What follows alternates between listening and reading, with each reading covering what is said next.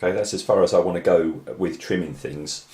I've trimmed an awful lot, but an awful lot of them I've left just for safety's sake on their resin lugs. Number one, because I don't want to lose any bits during the washing process, and number two, in some cases I'm unsure just where to cut the excess resin off. What's excess resin and what is needed resin.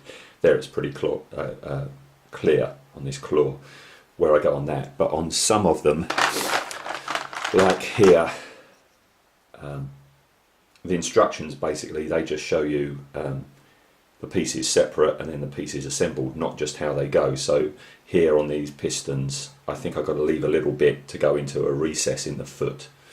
Okay, so in some places I've trimmed them, some places I haven't. I just wanted to show you a couple more things before I wash and start assembly. That's obviously the main part of the body of the dread. Looks like a killer can, doesn't it? And here's the orc, and he slots in the top like so. All right,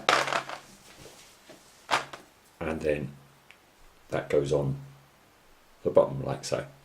So that's all well and good, but what I really like is, like here we've got the face plate and the gearing for the winch, which is on the lower belly, and that attaches to the front of the torso like that. You've got a little slot, little groove in there, which goes into the eyepiece.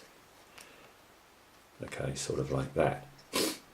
And what I like about that is the other side is completely detailed. Look at that, which is all going to be lost if I choose to stick it onto there. Why go to all the trouble of putting that detail on? I guess it's for you just want to have it hanging off and part of a diorama, but I will be gluing it on, and he's going to be on there like that. So that's really great. What else did I have to show you today? Oh yeah, when I can find it. Where can I find it? The back of the fella, which is the engine. You've got a lug there, you've got a lug there, which goes in there like that. Okay. Onto that, you've got the whole exhaust thing. You've got the main exhaust, which sort of goes on the top, and you've got the other exhausts either side. But what is really cool is, when I can find it, where are we? Yeah. You've got the separate tappets here. Don't know if they will focus. Try that. Yeah. There's the separate tappets, all which have to be cut out and stuck onto each individual bit there. So there's an awful lot of work to go, which I'm looking forward to. It's not a quick job by any means.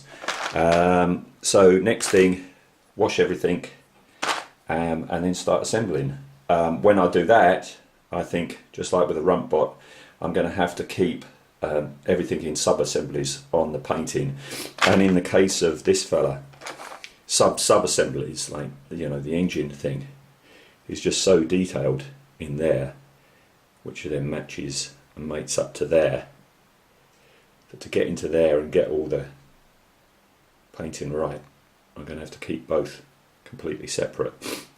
So yeah, expect many assemblies on this, all coming together at the final stage.